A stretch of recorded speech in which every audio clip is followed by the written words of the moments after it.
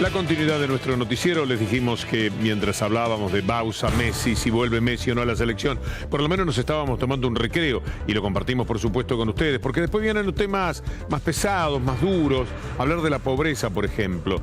Y sobre esto hemos invitado como tantas veces a Julia Estrada del CEPA para que nos hable sobre este tema. Muy buenas tardes, Julia. Buenas tardes, Víctor Hugo. Tenemos nuevamente los datos de pobreza que en este caso son para el mes de junio. Distintas consultoras ya están estimando pobreza, todas dicen que aumenta. En este caso hemos hecho una actualización para el mes de junio.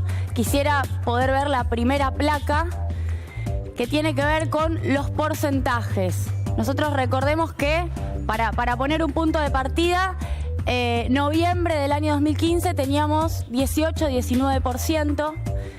En total, a nivel nacional, la estimación que realizamos desde el CEPA, con una estimación de precios que realiza el INDEP, una muy interesante estimación de precios a nivel nacional, da que el Gran Buenos Aires ya tiene un 36,3% de su población en condición de pobreza y en la región pampeana el 28,5%. Región pampeana comprende a el resto de la provincia de Buenos Aires, que no son los 24 partidos que conforman el conurbano, a la provincia de Santa Fe, a la provincia de La Pampa, a la provincia de Entre Ríos, a Córdoba. El promedio que contiene a Gran Buenos Aires y a la región pampeana, esto es muy técnico, pero es interesante saberlo, es el 74,5% que mide la encuesta permanente de hogares, que es la EPH. Es una encuesta que el macrismo discontinuó, lo cual impide calcular con certeza los niveles de pobreza. Esta es una aproximación. Por eso decidimos calcular solamente en los lugares en donde hay estimaciones de precios. Nos quedamos con esos números en la mente, aunque hemos cambiado de placa. La pregunta es, ¿el punto de partida en noviembre era para el CEPA qué pobreza, qué porcentaje? 19,8 para Gran Buenos Aires, que es la más alta. En general, a nivel nacional, baja, porque en Gran Buenos Aires tenemos el núcleo en donde la pobreza aumenta. Sigamos, Julia. Es coincidente con el dato de cifra, lo tomamos también de ahí. En Gran Buenos Aires, entre noviembre y junio, de nuevo hablo de los 24 partidos del conurbano, más la capital federal, 2.277.000 nuevas personas bajo la línea de pobreza, es decir, son nuevos que se incorporan, cuyos ingresos no alcanzan, porque nuestra línea de pobreza se establece, a los 11.000 pesos por hogar. Muy similar a los datos que mencionábamos de la consultora Fiel, una consultora que estuvo siempre muy alejada del kirchnerismo.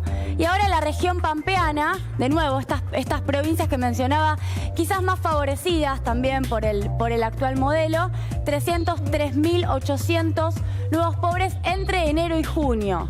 Esto tiene que ver con la estimación de precios, con los niveles de precios con los que contamos. En el total estamos hablando entonces de 2,5 millones. En el total, 2,5 millones solamente para Gran Buenos Aires. Una estimación que tiene sus reparos de nuevo, porque la EPH no está siendo publicada. Uno quiere ser muy riguroso con estos datos. Una estimación posible podría ser cerca de 5 millones de nuevos pobres a nivel nacional, si este porcentaje que mencionaba antes se proyecta a nivel nacional. Digo, es una estimación porque lo que necesitamos es tener la canasta de la EPH, tener la canasta de precios y hacer una proyección correspondiente a lo nacional. Pero con ese porcentaje son 5 millones de nuevos pobres entre el mes de noviembre de 2015 y junio de 2016. ¿Y ahora esto que vemos, Víctor Hugo, es la progresión entre enero de 2016 y junio de 2016. Estas barras, la de color celeste más amplia, es la pobreza, 27%, 28%, 30% en marzo, 32% en abril, directamente o muy directamente correlacionado con el aumento de precios, 32% en mayo, 33,9% en junio. Esto es a nivel nacional. Ahí hay algo positivo, Julia. Los tres últimos escalones están prácticamente iguales, no exactamente, pero da la sensación de que entró en una meseta. Sí, sería la palabra. Es muy preciso el análisis, porque lo que venimos viendo, este es un agregado, pero lo que venimos viendo es que las paritarias están empezando a tener un impacto. Y eso es muy interesante por dos motivos. Primero, porque la pérdida de poder adquisitivo se moligera. Como vos bien mencionás, se suaviza la pérdida de poder adquisitivo. Pero hay una segunda razón, hay una segunda motivación, en este caso, para aumentar precios, porque que las paritarias sirvan como nuevo colchón de poder adquisitivo habilitaría a que la inflación no se acabe en este segundo semestre, como viene diciendo también el macrismo, sino que continúe al menos un par de meses más para recién empezar a descender hacia fin de año, principios del año que viene. ¿Por qué? Porque el colchón que dieron las paritarias, que no fueron malas, esto hay que decirlo, en general se negoció por debajo de la inflación, pero el macrismo esperaba que se negocie 25%, como se negoció en algunos casos cerca del 30%, hay un colchón para seguir aumentando precios. Y quiero mencionarte un dato más, Víctor Hugo. Esto que vemos acá abajo, 3,2, 3,6, 4%, son distintos valores, rondan el 4%, es la población que se ubica un 10% por encima de la línea de pobreza. Nosotros lo llamamos índice de vulnerabilidad. ¿Qué significa? Como la línea de pobreza es arbitraria, de repente fijamos y decimos hasta acá uno es pobre, un hogar es pobre, de acá para arriba ya no lo es. Nos parece importante fijar qué pasa en esa brecha de este 10% por encima de la línea de pobreza, que con mucho aumento de precios o con una paritaria que no se actualiza, de repente pasa a estar por debajo.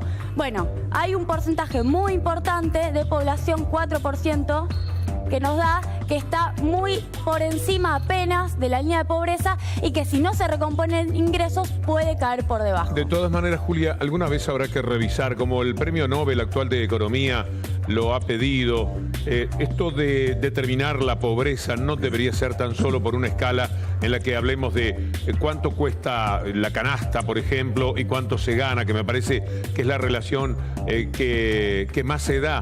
Porque si no se pegan saltos demasiado abruptos en materia de pobreza, que tienen que ver con que en marzo alguien cae en la pobreza, pero en junio retorna de la pobreza. ¿Es así lo que digo? ¿Está bien? Sí, está bien, Víctor Hugo, porque lo que se fija es una línea, se llama normativa, medición normativa o medición, como ha dicho González Fraga, pero para desestimar la cantidad de pobres, teórica, porque lo que se fija es un límite y se dice desde acá para arriba, desde acá para abajo. Claro que la medición por ingresos lo que tiene es que te permite comparar con otros países. El conjunto de América Latina mide pobreza por ingresos. Por eso también es importante que Argentina tenga su medición y la muestre. Sería bueno que Todesca pueda publicar tanto la EPH como la medición de pobreza. En segundo lugar, Víctor Hugo, es muy cierto que NBI, necesidades básicas insatisfechas, se mide cada 10 años en el Censo Nacional y la verdad es que te mide estructuralmente si las condiciones cambian o no para esta población que necesita mayor contención. Muchas gracias, Julia. Gracias, eso es lo que Víctor Hugo. Técnicamente podemos decir de la pobreza, pero nos podemos acercar, adentrarnos en los datos y estar con más precisión cerca de ese dolor de haber caído en las zonas de la pobreza. Adrián Salonia ha preparado este informe que tiene que ver con los comedores, que tiene que ver con la gente que ya no sabe cómo resistir.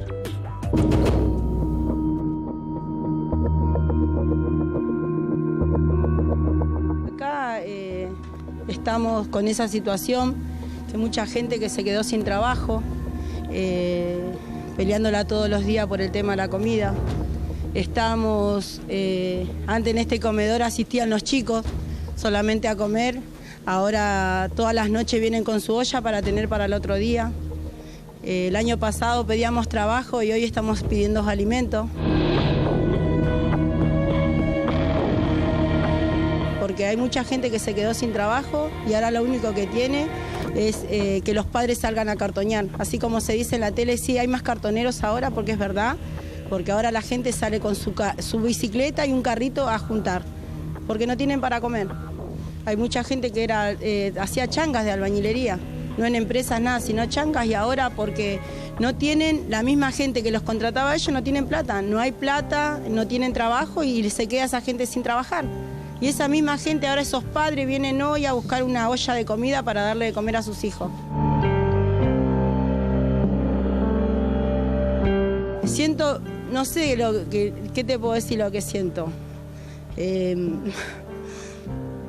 Un dolor por todo lo que está pasando.